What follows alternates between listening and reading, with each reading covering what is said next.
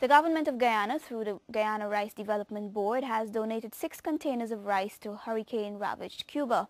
During a ceremonial handover, Foreign Affairs Director General Elizabeth Harper and Cuban Charge d'Affaires Pedro Artiega Cardones expressed their views on the relationship between the two countries. More in this report.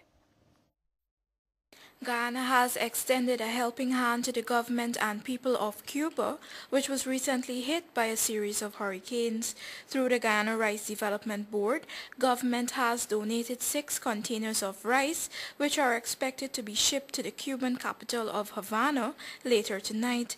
General Director of the Foreign Affairs Ministry, Ambassador Elizabeth Harper, says Cuba has been a loyal ally to Guyana, providing numerous forms of aid and support for government initiatives through the years. As such, she notes that government felt it necessary to show its solidarity to the people of Cuba at this time of crisis. As you know, there were some hurricanes which caused havoc in Cuba and affected severely some sectors of their economy. And the government of Guyana has taken a decision to provide some relief to the people of Cuba in the form of rice. Cuban Charge d'Affaires Pedro Artiega Cardones says his country recognizes that this is a big gesture on Guyana's part and has expressed its gratitude. This donation made by the government and the people of Guyana to the people of Cuba after this two hurricane that affected practically all the sector there in Cuba is highly appreciated by the government of Cuba and the people of Cuba.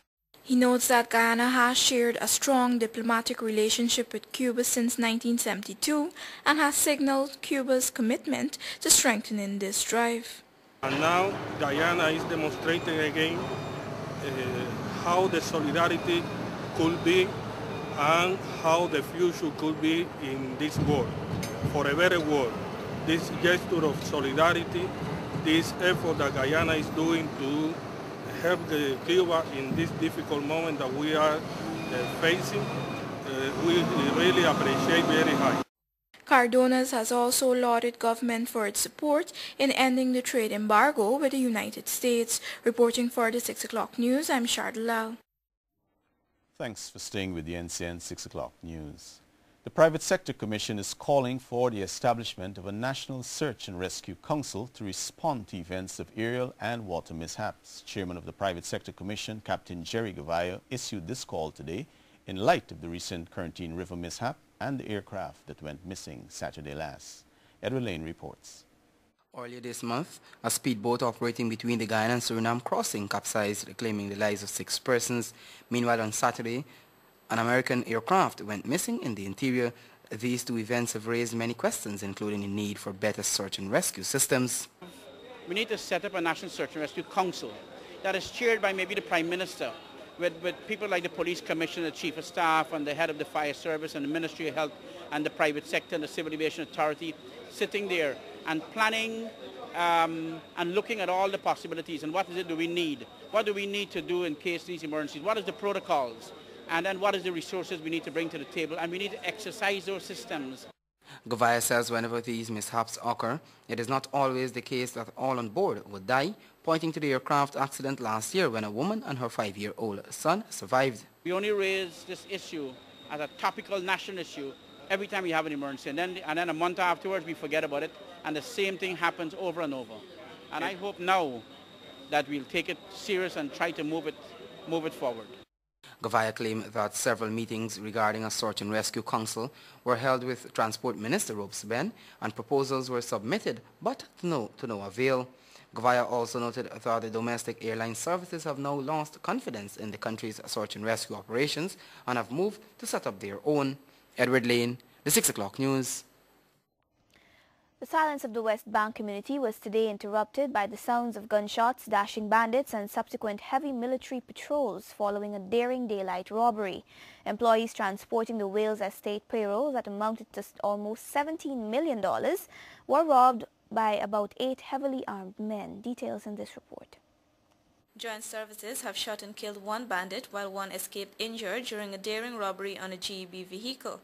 Reports are that around 11 hours today, a group of 8 heavily armed bandits attacked the GEB security vehicle transporting the Gaisuco Wales payroll at Canal No. 2, Boulder. The men, after sticking up the security guards, snatched over $16 million and took away the vehicle. NCN has learned that the men drove some 2 miles from the scene and were about to board a boat to escape in the Demerara River when they were confronted by the joint services.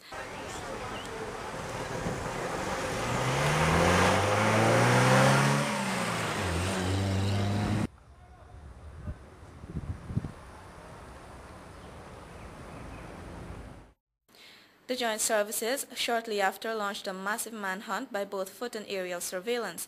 Up to news time, the bandits were not caught, nor was the stolen cash recovered. An intense cordon and search operation is ongoing. Reports are that employees of the estate had moments before uplifted the cash from a commercial bank at Vredenhoop, and it was at the bridge linking Wales to Stanley Town that the gunmen pounced. The bridge allows only one vehicle at a time, providing the ideal opportunity for the bandits. It is not clear if any of the estate staff or the accompanying security personnel were injured in the brazen heist. Sources have expressed some concern that bandits could be aware of the logistics surrounding the movement of the payroll. One source said this was further augmented by the precision of the planning behind the attack, including the availability of a getaway boat. Questions have also been surfacing about the magnitude of security personnel accompanying such a substantial amount of cash. The robbery follows closely on the heels of a brazen mid-morning robbery murder at Agricola yesterday, in which 27-year-old Melissa Payne was killed. Bandits took over $100,000 and jewelry from Payne, who reportedly put up a fight which resulted in her being shot in the area of the abdomen. Reporting for the 6 o'clock news, Natasha Smith. Well, CARICOM gears itself to seek an early engagement with United States President-elect Barack Obama to lay the foundation for improved U.S.-Caribbean relations. This is according to CARICOM Chairman Baldwin Spencer, who says the region welcomed the presidential victory of Obama, the first African-American to be elected to the White House. Edward Lane reports. Prime Minister Spencer says Barack Obama has been able to capture the imagination of the entire world and thought the victory goes beyond the shores of America, adding that the world has a new leader in Barack Obama. He noted that as far as the Caribbean is concerned, Obama will seek to develop a more engaging relationship between the region and the Western Hemisphere. The CARICOM chairman adds that the Caribbean will make reference to the outstanding trade, deportation of criminal and concept of development issues and see where the Caribbean should fit in on the United States agenda on going forward. He reiterated that CARICOM will first engage representatives of Obama to lay some foundation upon which a formal meeting with the new president in dealing with matters of importance to the region will be built. Mr. Spencer said remarks by Obama during the campaign regarding relations with Cuba would be another matter the region would probably initiate, since it would strengthen relationship overall. The CARICOM chairman recalled that during his recent address to the United Nations General Assembly, he had called on the new U.S. president, whoever it may have been, to seek to change the policy that they have towards Cuba, and he clearly stated that he is looking for President-elect Obama to do just that. Obama won a landslide victory over his Republican Party opponent John McCain, making him the 44th President of the United States, who will be inaugurated on January 20 next year. Edward Lane, the 6 o'clock news.